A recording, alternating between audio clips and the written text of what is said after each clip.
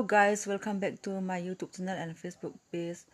Please subscribe, like, comment and share. Zan ha, nang zong Meitei pao hela chun ichom hipon te ti ahin houpa comment na pa chu ka hin adonbut the.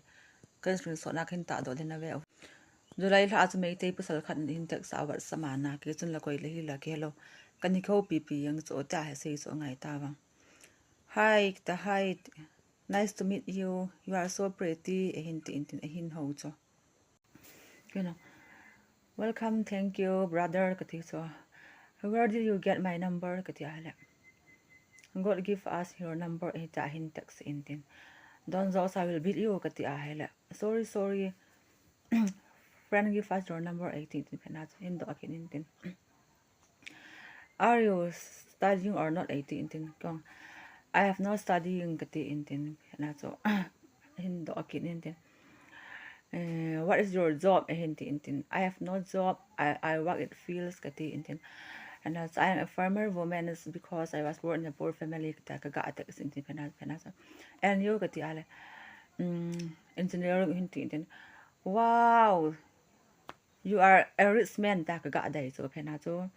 Brother, so I need around 50,000 rupees. Please help me. Okay, I will send tomorrow itself 80,000 penacho. You know, kita so.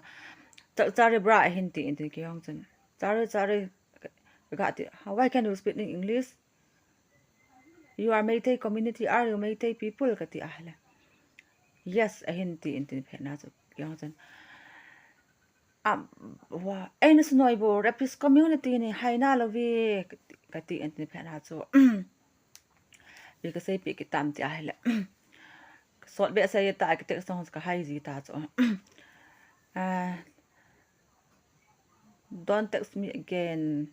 I hate Meitei people, rapist community people. Kati intin sa ato, penato. I will block you for your goodbye. Kati intin. Text ka kati intin. Ka block na ato.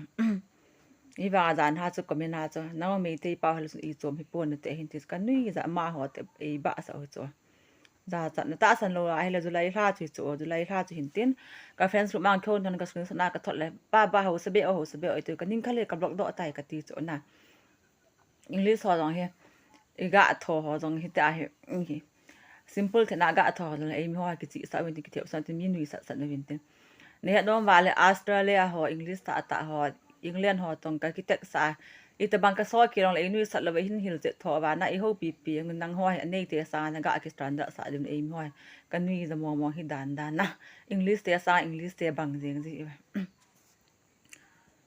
ti chu he ka hin sei pi nang hot ni gel ta ka bang po na chu ka hin sei ha ne ki ngai huin nangai te even zan hi hin ho pang chu nin comment non kan su na video kin ta do din na ki vet ding he pe nang hot bang mi ka hi po ya ne nom la zan hi ki no za ka sei lo chu tangkul na ga ho ke hin ta chu kyong kol lu hang be sin ten 1993 homai te bosro te tangkul naga aruku ki manu gundagol asena etu krane naga manu to ekson manu bi sablem on nai hai ho ka ti pi ne nam ke tabang chu ka hi chu nang ho to ka ba lo pi chu le tu kal ki tabang chu hin se ki ta hi ta